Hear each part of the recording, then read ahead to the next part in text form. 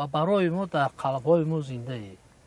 مردان خدا خدا نباشند اما ز خدا جدا نباشند. این طایفه جمله گذشته‌هایی که در راه حق بودند، تیغ آب دارند، جان از تن بی‌ادبی سلفی و وهابی برآرند. مرده های نزدیکان خود را حتما زیارت کنید تا سر گوری شما هم نفران بیاید و شما را زیارت کنند. و تبلیغ و تشویق مردم بیگانه پرست و بیگانه مذهب هیچ وقت داده نشود. خدا رحمت و مغفرت کند. ایشان اصل‌الدین بسیار انسان خوب بود.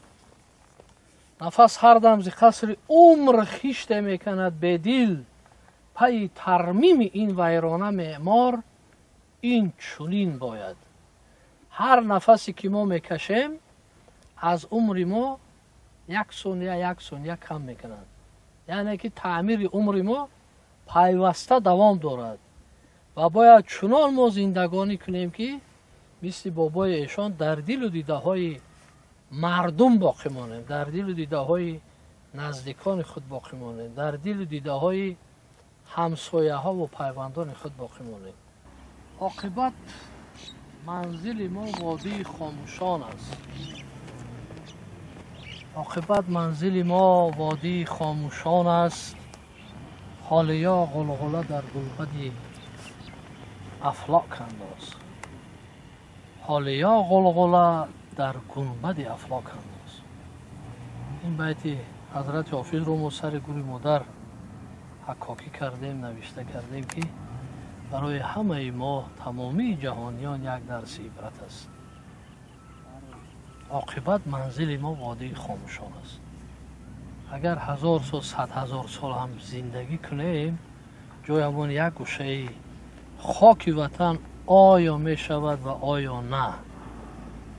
فکر همین رو کردن لازم که آیا در همین وطن، در همین خاک پاک، در همین مرز و بومی اجدادی ما به مثل همین مرده هایی که در این مزار کهن‌ترین آریایی و مزار کهن‌ترین در سراسر عالم می باشد که از دوره پیشدادیان منشأ می گیرد، تا زردهشت هم بودند، بعد اون هم بودند و در دوره اسلام هم بودند که رو مزار تماشا تپه می گویند. تپه‌ای که تماشاگاه میران و شاهان کلا بود امروز پر از مرده است و هر نفر باید بداند که عاقبت جای ما همین است و آیا بر ما میسر میگردد که عطر خاک وطن آرزو کرده و آن آرزو را با خود به خاک نبریم و در همون خاک وطن خود خاک بشویم و با ذات الله از وطن خود بپیوندیم. از این دیده بیشتر برای آدمی ذات امید و آرزوی نیست. و هر نفری که امروز در سرتاسر دنیا گلوبالی شده است، دنیا یک لخت شده است، در هر کجایی که ما نباشیم باید در سر ما، در معینه ما، در شعور ما خاک وطن باشد. برای ما درس عبرت است که ببینید همین قوم یهود که 1000 ساله ها پراکنده بودند، در تمامی دنیا قوم یهود صاحب پول و مال و دولت و ثروتند و اخیراً درک کردن که آنها باید خاک وطن هم داشته باشند. امروز جنگ و جدل هایی که در دنیا می رود برای یک پارچه خاک وطن است. برای در یک پارچه خاک وطن همین استخوان پاره های پرگناه خود را جا کردن و پاک گشتن و به عالم اول پیوستن و نزد خدای تعالی با سری بلند حاضر شدن که من برای دولت خود، ملت خود، وطن خود، خلق خود خدمت کردم، زحمت کشیدم. هیچ نفر نمیتواند برای دیگر ملت و قوم خدمت بکند اگر خدمت خلق و وطن ملت خود را کردن نبتواند. بار دیگر میگویم که تاریخ سرنوشت قوم یهود برای یکایک ما درس عبرت است. هر پارچه خاک وطن، هر ذره آن، هر کلوخی او را ما باید چون گوهرک چشم حفظ کنیم. و وقتی که ما در سر گور پدر و مادران و نزدیکان خود دست برده، دست کشاده زیارت میکنیم، ما خاک وطن خود را زیارت میکنیم. و هر گناهی که میخواهید زندگانی کنید، اگر شما گناه میکنید برای خودتان گناه میکنید علی.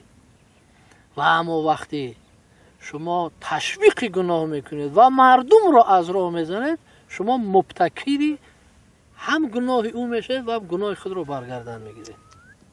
برای همین اون نفرانی که امروز از خود ناف عالم میتراشند و مردم را فریب میکنند، باید دانند که با دام افکندن مردم و برای فریب سوی کشیدن آنها، به ویژه با سوء استفاده از مذهب، دین، کتاب‌های آسمانی، من تنها قرآن را در نظر ندارم. ببینید که فاناتیزم یهودیت تا کدام حد والاست که کودک میکشند و این را سپید میکنند، میگن ما دشمن آینده خود را کشته ایستاده ایم. و ببینید که عالم انجیل، بیبلیا، ترسایی خریستیانیزم اینقدر بمبه هایی که سر کودکان مسلمان میافکنند، اونها را میکشند و میگویند که ما دشمن های خود را کشته ایستاده ایم و برای نسل خود جهان را پاکتر میکنیم. تو چی دانی که در این بحر عمیق سنگریزه قدر دارد یا عقیق؟ وقتی که شما فرزند انسان را میکشید، شما آفریده خدا را میکشید.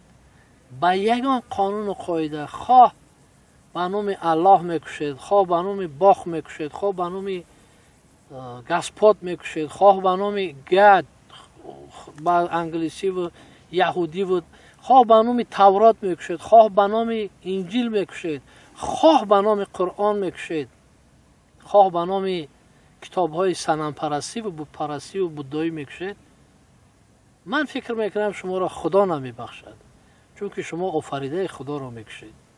بهترین آفریده خداوند انسان است، آدم است.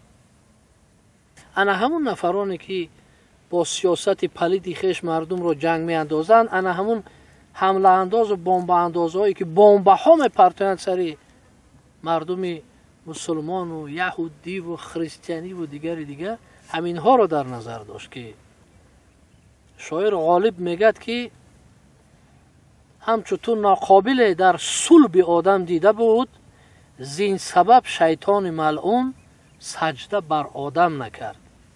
و خدای تعالی گفت که شیطان های پیدا می شود که خود این آدمیزاد را نصف میکنند. و صف همین شیطان ها در سیماهای انمین پرزیدنت های بر قدرت ها، در سیماهای انمین ملاهای جنگ انداز، در سیماهای روین های جنگ انداز، در سیماهای پاپ و کونیشت ها و اون افرادی که امروز آدمیزاد رو جنگ می اندازد ظاهر شده ایستادند.